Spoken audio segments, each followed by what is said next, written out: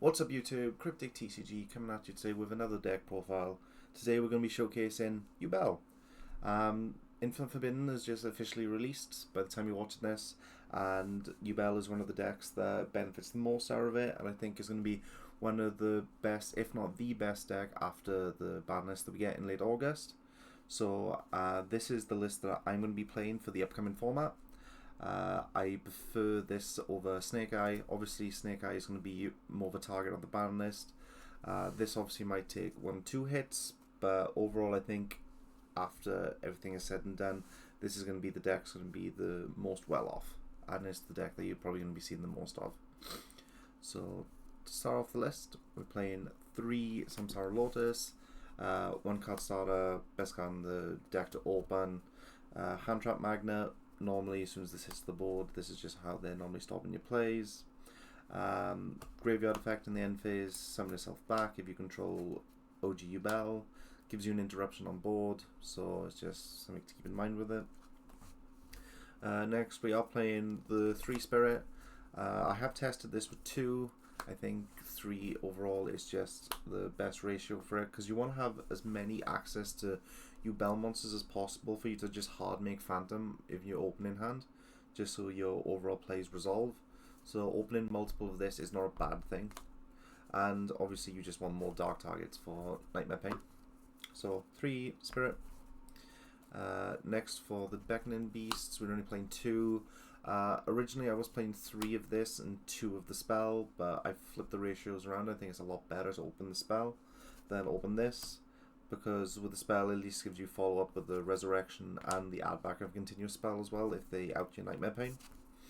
So I think 2 of this is just the best ratio.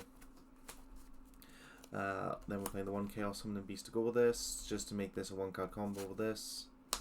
It sucks to draw, but you can shuffle it back into the deck to summon Phantom of Yubel if need be. Then we do play the 2 Squirmer. Ideally I would like to play 3, but it can be a bit cloggy, and the deck is super tight as it is, especially with the Themersmith stuff. So 2 Squirmer's fine. Good for dodging like hand traps and Nightmare Pain as well if you Nightmare Pain on Spirit if you open it, and just a solid extender. So I think 2 is fine. Then the Yubels, we play 1 and 1. You just don't want to play any more than this. Originally, before the Fiendsmith stuff came out, I was playing 2 of this. And then, you know, the 1 Terra Incarnate, it sucks to draw, but again, you can just shuffle it back for Phantom of Yubel. We don't play the Terra Incarnate. Terra Incarnate's fun and it's gimmicky, but again, the deck's super tight and we just can't afford to waste space on it, even if it would come up occasionally. Then obviously we are playing the 3 Fiendsmiths, 1 card starter, extension, just a crazy engine overall. You're going to be seeing it a lot this format, so yeah. And then the 1 Shivara for the Unchained stuff, we're still playing that, so we still play the 1 target. And then the 1 Lowry for the Fiendsmith engine. That's the monster count. And then for the spells, we are playing the 3 Nightmare Pain and the 1 Terraforming. This card's just crazy in the deck. 1 card starters, extension, and just gives you a lot of follow up for like cycling back Phantom of Yubels, which is mainly what you're going to be using the effect for, because you don't need the extension now because of the Fiendsmiths. Then we are playing the 3 opening. Like I said, I think this is just the best of that engine to open. One thing to keep in mind though, if you're under draw, you can't activate this because it's a mandatory effect to search, so normally this is going to be your first action of searching if you can't make a Phantom to play around draw anyway. Then we are playing 2 talents. Hand traps I think are still going to be in abundance, especially draw, so having something just to punish your opponent, have a quick peek at their hand just to see what you have to play against. And it's good for breaking boards as well if you lose the dice roll, because there's going to be a lot of crazy boards to out with people ending on like 4 mana losers and such. Then playing the 1 Call By just to insulate our hand traps a bit more. If we can't make Phantom, it'd be nice to open this instead, just to push through boards. The 1 Spirit of Yubel target, we only play 1 Nightmare Pain, we're playing no other targets. Originally I was playing 2 of this, but I cut it down to 1 just for space, and it's fine. It sucks if you open this plus you're going through a Spirit anyway. It just means you don't get to search off of it or set. But yeah, so just the 1 Nightmare Pain. Then the 1 Tractus for the Fiendsmith line. That's it for the spells. Then for the traps, we just play the one Abominable Chamber. I have toyed around with playing the other trap. I still think this one's slightly better overall. Also, you know, both traps I think are relevant just because they let you play around Dark Ruler if you make the big Fiendsmith fusion. So either one is totally viable, but this is the one I'm currently on, but feel free to test just to see which one you prefer. Then for the hand traps, we're on 3 Imperm, 3 Veiler, 3 Drawl, and 2 Mourner. I think Drawl overall is really strong this format. In some matchups, it's pretty mid against Memento being one of them. This just doesn't do that much too. But the single targeting negation I think is really good, especially into Fiendsmiths. So like with Mona, you can hit the sequence on summon, or with like against Snake Eye, if you want to hit Diabellstar on summon, that's just another target it can hit. So basically just all the single targeting negation. I am tempted to try and find space for Nib, maybe take out a set of one of these, just because Nib with any combination with these is pretty strong, but overall on its own it just doesn't do enough, so that's why I haven't been playing it, but that's something to keep in mind for the deck. The deck is 42 cards currently. I'm still trying to slim it down, but there's just so much engine you want to play now with the Fiendsmiths and stuff. Maybe Talent is cuttable and just go full 40 and have no repercussions for hand traps, but it's just something I'm going to be testing more and more throughout the format just to find the optimal ratios. But overall that is the main deck. Now onto the extra, you do play the 2 Phantom. If I had room, again, space being the optimal issue with this deck, I would play 3, but 2 is just necessary. Most of the time you just link one off for fodder just to do your combo, and then the other one then you just end on the end board. So 2 Phantom.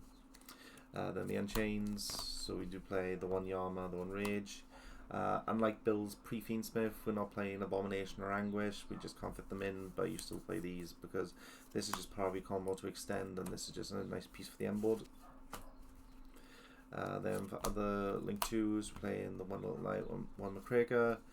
You need McCraker for the Fiendsmith combo with this deck. If you can't get access to your engine, you just use this to revive a Samsara that you dump in the grave, and it just allows you to play from there. Little Knight is just the target to go into off of Rage, and it's just a really strong card in general. Then for the other links, we play the 1 Almirage. This is probably the most cuttable thing in the extra deck, but in hands where you've opened very like little engine, this plus Spirit in hand, if you open Beckoning Beast, just allows you to play. So I'm still on it for now, but I can see myself cutting this in the future just to fit in other things. Then we are playing the 1 Moon to enable the Fiendsmith engine with just 2 bodies, and then the Fiendsmith package, so the Requiem, the Sequence, the Lacrimosa, and the Therese. This is just what you use to play around Dark Ruler if you get to the Unchained trap, just to stop your opponent from running over. Then the 1 extra fusion target. This card was insane. I don't know why Konami would ever give us a TCG exclusive like this for this deck. On summon, it just foolishes a fiend, so it's just a replacement for Beatrice. That's why Beatrice isn't in this list. So as soon as Beatrice gets banned, you just don't care because you're just playing this anyway because it's overall better.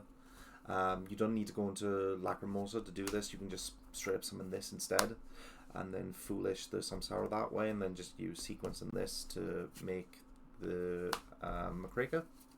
Also, this can bring itself back from the graveyard by banishing 2 level 6 or higher fiend monsters from the grave. So you can banish like a redundant engraver or just a spirit if need be, or Yubel, just anything except Terra Incarnate, because OG Yubel can't summon that back from banished. Just something to keep in mind. So yeah, just an overall really strong card. And then the last 2 cards, just the 2 XEs, the 1 Caesar and the 1 Rudris, just part of your end board. Caesar is just a stupid card you just get to make for free now, and just insulates you from Nib if you want to do that first, or if you want to make other stuff as well before then. So that's the extra deck. Again, it's really super tight. The only thing I'd probably cut is Almirage, but other than that, you can't really do anything about it. Now onto the side. So for the side, we're playing 3 Ash. I'm not maining it. I don't think this is this good on its own.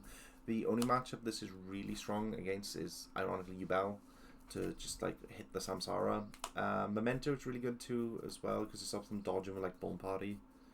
So I'm just siding it. I think it's a really solid option in the side. I just don't think it's worth a main deck slot. We are playing the 3 Mulch Army. I'm testing this out. I'm really hit or miss on it right now. Obviously, the next iteration of the Mulch Army archetype is 100% better, but for the time being, I'm just testing this.